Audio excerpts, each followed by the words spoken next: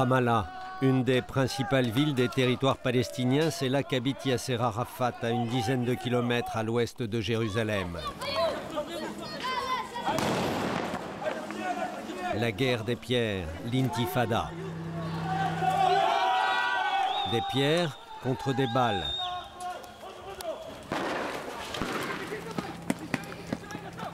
Des balles en caoutchouc, parfois des balles réelles.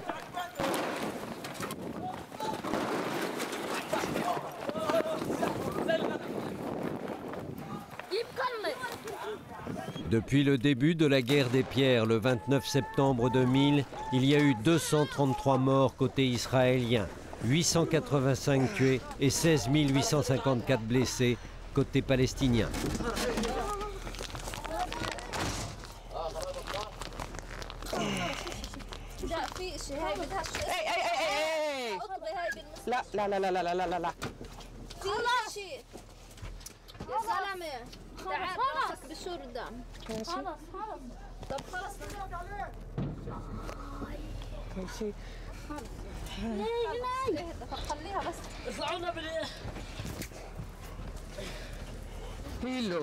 Du calme, du calme.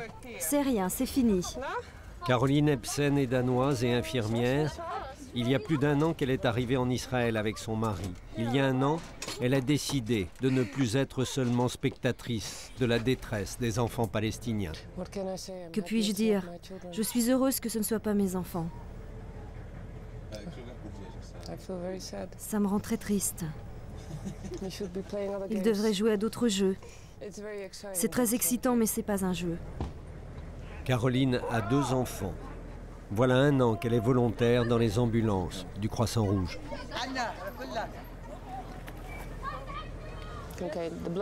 Ils ont fait reculer la Jeep à droite. C'est pas bon signe. Cela veut dire qu'ils vont revenir en force.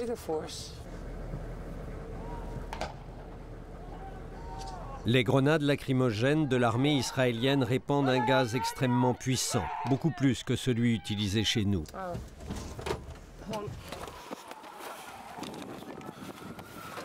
Quelques grenades et il y a suffisamment de gamins asphyxiés pour remplir plusieurs ambulances.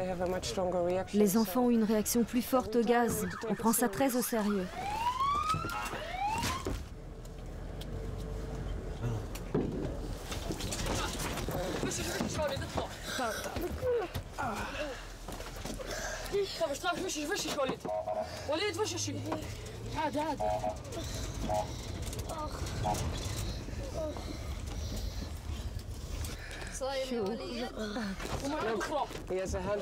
Regardez, il a une poignée de balles en caoutchouc qu'il a ramassée. Voyez?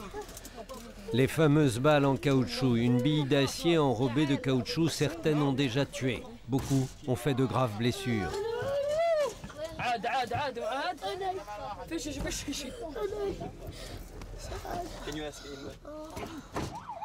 Incroyable guerre des pierres, où les mères de famille apportent à leurs enfants les dérisoires munitions pour qu'ils aillent affronter des tanks et des fusils.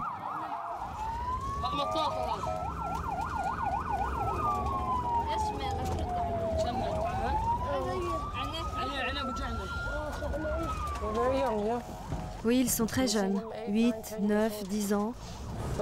C'est parce qu'ils sont si petits que l'on fait attention. La quantité des gaz a beaucoup plus d'impact sur des petits corps que sur des adultes.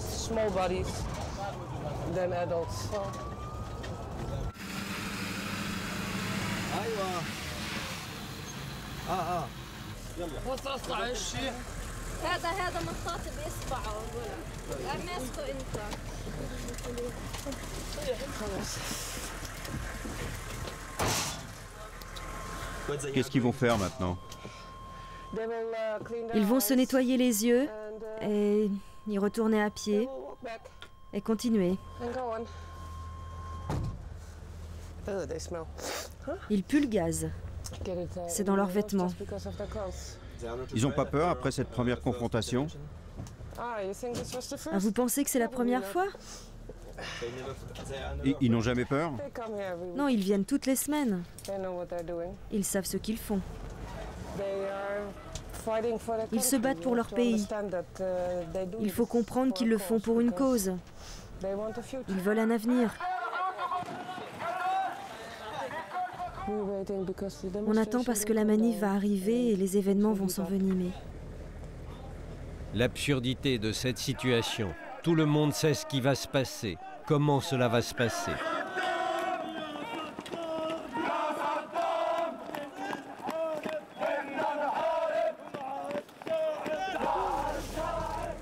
Et cela se passe comme prévu, comme si ni d'un côté ni de l'autre, on ne voulait que cela s'arrête.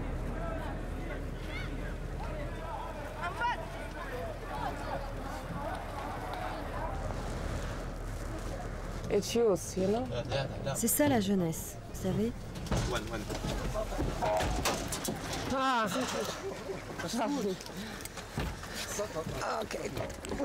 Attention à votre appareil photo.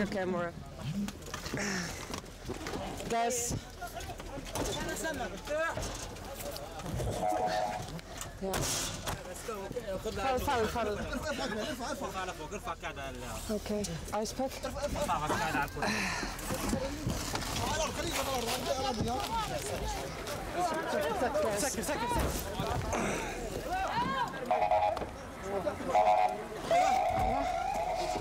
Yeah, I can see. Okay.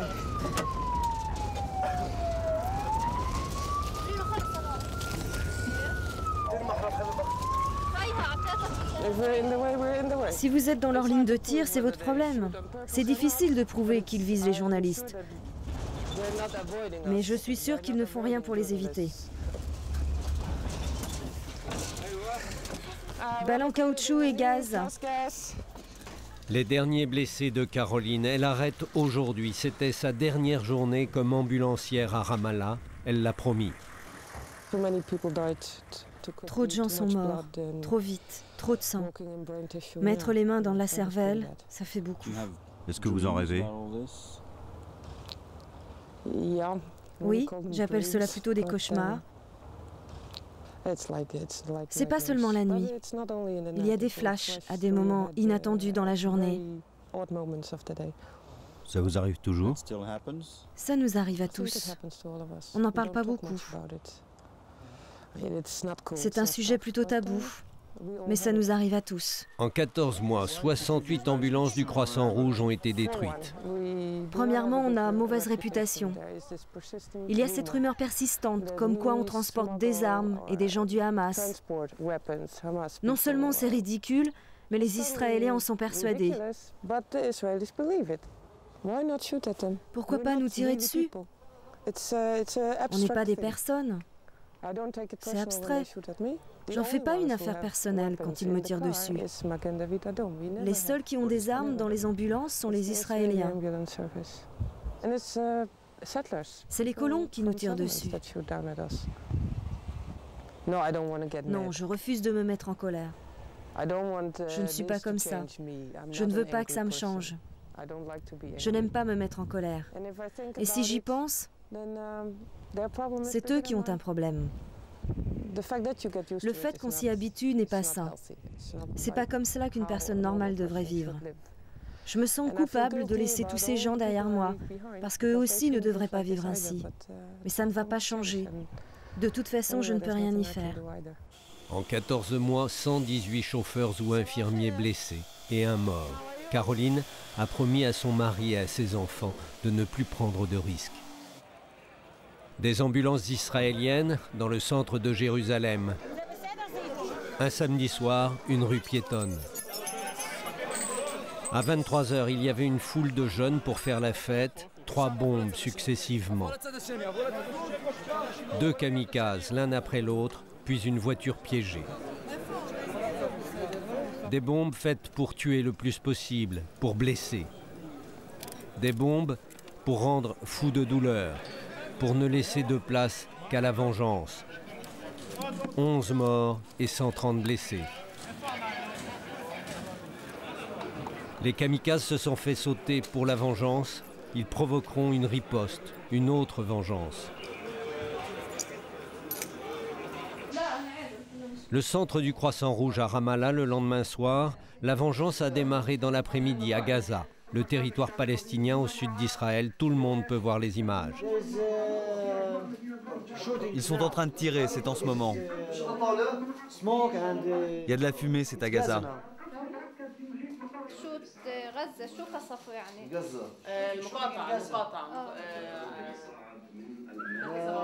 Les hélicoptères israéliens ont attaqué des positions de l'autorité palestinienne. Tranquillement devant les caméras pour que tout le monde voit bien, ils détruisent les hélicoptères d'Arafat qui sont dans ce hangar. Tous les ambulanciers du centre sont venus. Ils savent que la vengeance ne s'arrêtera pas là et que la riposte va toucher Ramallah à un moment ou à un autre. Les Israéliens pensent que l'autorité palestinienne ne contrôle ni la situation, ni les extrémistes qui sont dans l'entourage de Arafat. Maintenant, ce qu'ils vont faire, c'est venir assassiner de hauts responsables et des policiers. Ce à quoi nous nous attendons, c'est de les voir tirer sur des bâtiments officiels avec des hélicoptères Apache. Ils vont bombarder, tuer des gens, des ministres, des soldats. Ensuite, ils vont rentrer chez eux. Ce qu'on aimerait, ce qu'on essaie de faire, c'est mourir en temps de paix. Mourir en paix, mais pas en morceaux. Qu'est-ce qui se passe? Avion.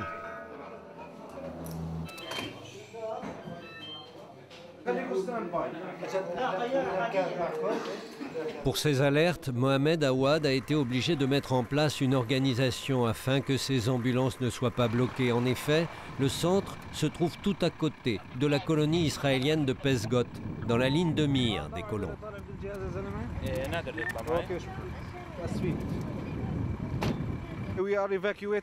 On évacue les équipes du centre parce que les colons vont nous tirer dessus depuis le secteur de la colonie de Pesgot, juste derrière nous, comme d'habitude. Ils veulent nous empêcher de secourir les gens. Ils veulent nous paralyser. Notre stratégie, c'est de s'éparpiller en ville et de ne pas se laisser bloquer.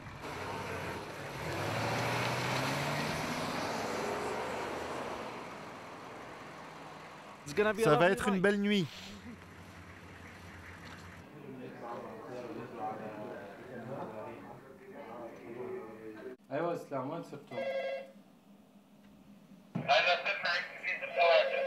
En fait, il ne va rien se passer au cours de la nuit à Ramallah. C'est avec le lever du soleil, à l'heure de la deuxième prière, que les habitants ont découvert ce qui se préparait. Les chars d'assaut sont entrés dans la ville et se sont approchés de la maison d'Arafat. Ils sont à 500 mètres et bloquent tout. Et l'un des chars, pour une raison que nous ignorons, ouvre le feu. Un tir, un obus.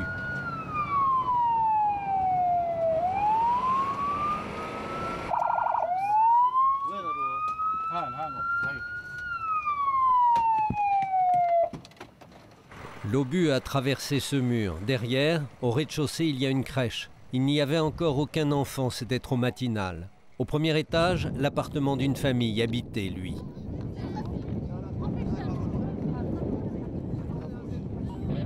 Des voisins et 2 miliciens en armes sont accourus pour porter secours. Le plus petit des 3 enfants est touché. Il ne s'agit pas d'une éraflure. Un éclat est rentré dans le ventre.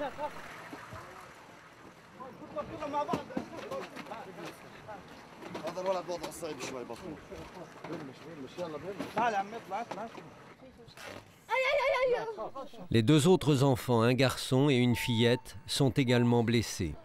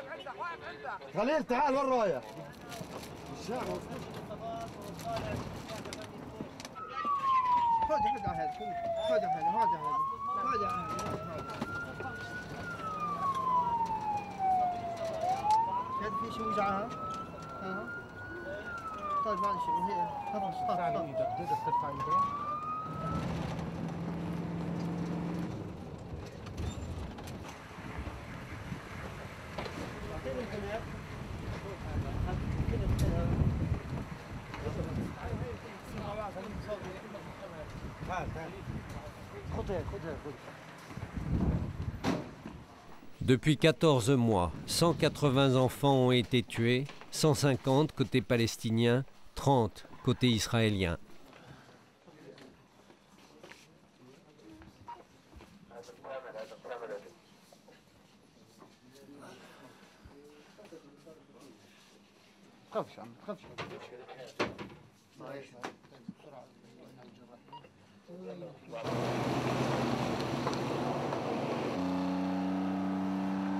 Vers 10 heures du matin, l'armée israélienne semble parfaitement contrôler la situation.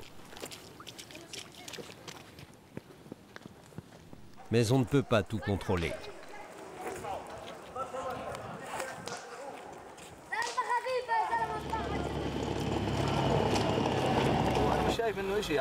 Ibrahim Chalb a 35 ans, un vétéran des ambulances, et comme tout le monde, d'un côté ou de l'autre, il sait où et quand cela va se passer. Tout se met en place.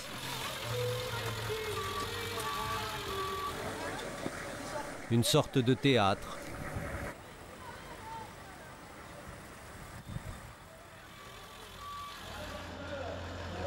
Ibrahim Chalb a 3 enfants, c'est un bon musulman, pratiquant.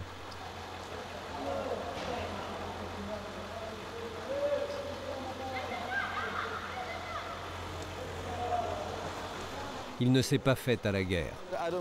Je ne crois pas en tout ça. J'espère qu'il y aura la paix un jour. Je n'ai jamais participé à l'intifada, ni jeté des pierres. Tu te fais descendre et après tu ne peux plus rien faire. Tout s'est mis en place, sauf qu'après l'attentat de Jérusalem, la tension est encore montée. Il n'y aura pas que des gaz lacrymogènes. Là, vous voyez, c'est l'armée. Juste derrière le mur. Je pense qu'il faut partir d'ici.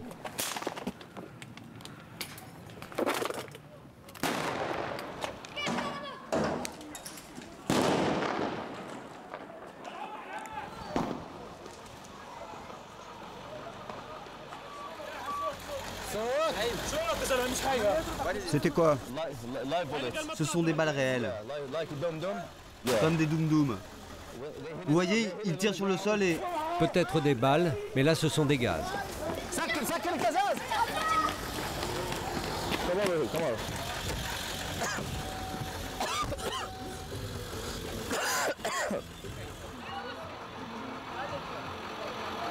Qu'est-ce qui se passe?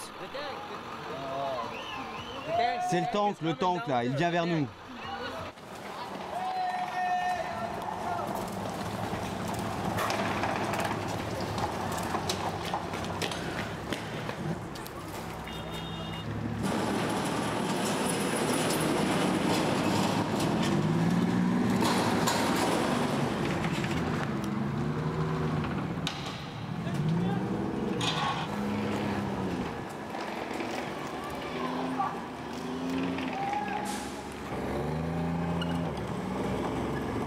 Les soldats qui arrivent dans ces engins sont des parachutistes, des unités très entraînées, des sérieux. Avec eux, il y a peu de bavures. Tout ce qu'ils font est contrôlé et voulu.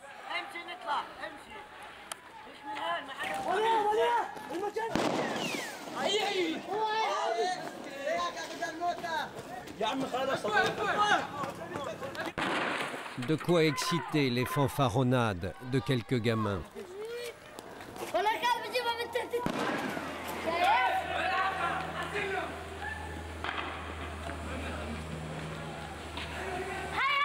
Pendant ce temps, un hélicoptère s'attaque au principal commissariat de la ville qui est touché par 2 roquettes.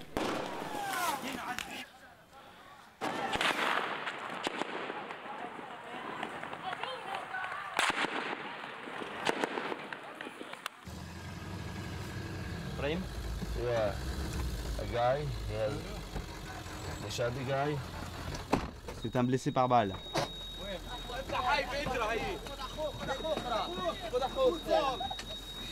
اطلع يا زلمه يلا فهمش عيش وانت صغيره ولك اطلع يا منعوم دينك خذك يعني متحسس اسحب اسحب يا دسام اسحب لورا ايوه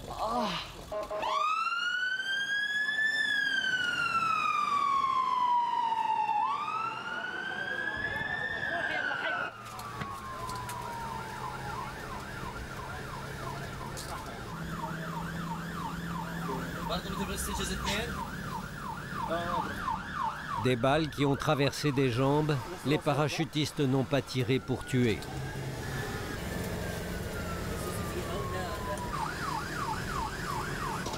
Mais le message est clair.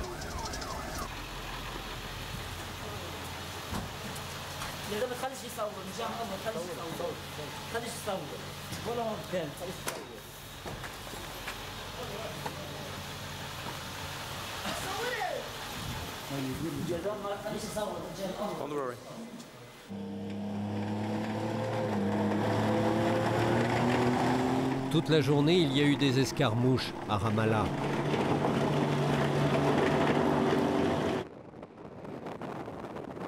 En fin d'après-midi, il n'y a plus beaucoup d'enfants et il reste quelques dizaines de lanceurs de pierres. Par contre, apparaissent des miliciens palestiniens armés, les Tanzim et leurs kalachnikovs. Eux veulent tuer pour que les soldats israéliens aient peur. Leur tactique, c'est de se cacher derrière les lanceurs de pierres et d'attendre que les soldats israéliens soient à découvert.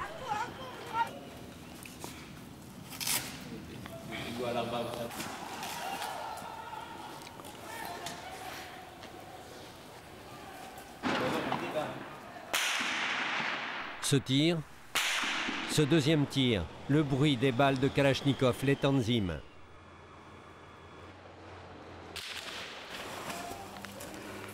Nous sommes en pleine guérilla.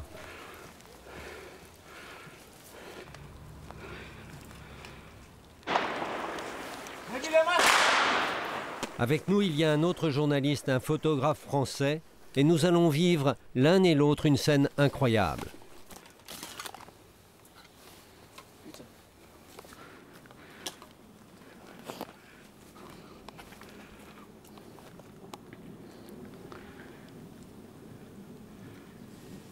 De lui.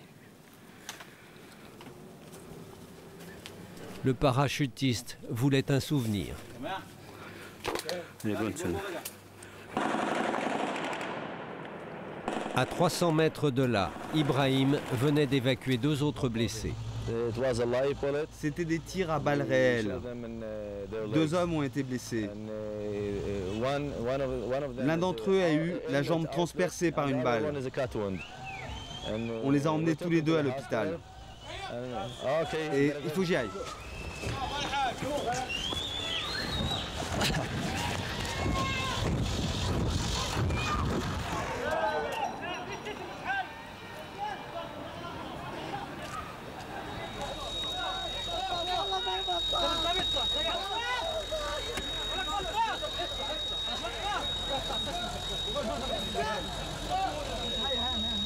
Take care, I'm going to move, okay? شو المشكلة؟ Catwind?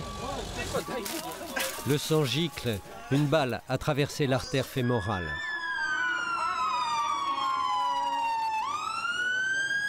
خليك معي من هذا الهواء طيب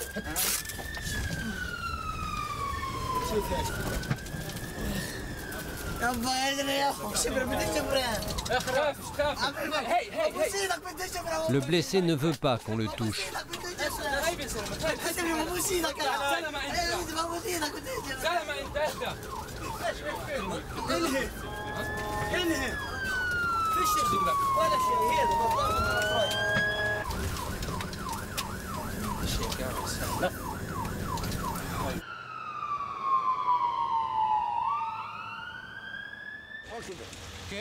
أيوة.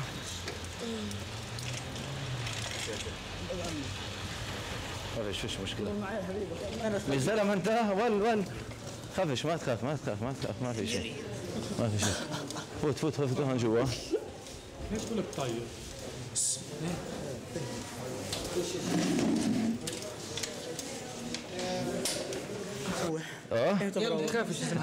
ان شاء الله الليله بتروح ان شاء الله الليله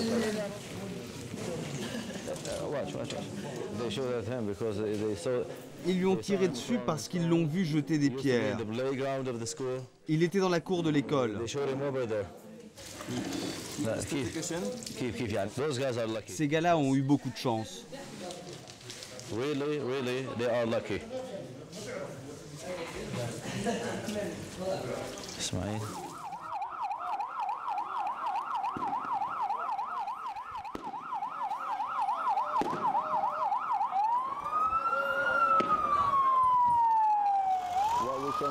Que peut-on faire si ce n'est attendre la paix?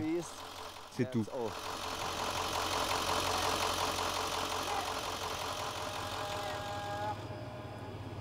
Nous n'avons pas pu savoir combien il y avait eu de blessés ce jour-là à Ramallah.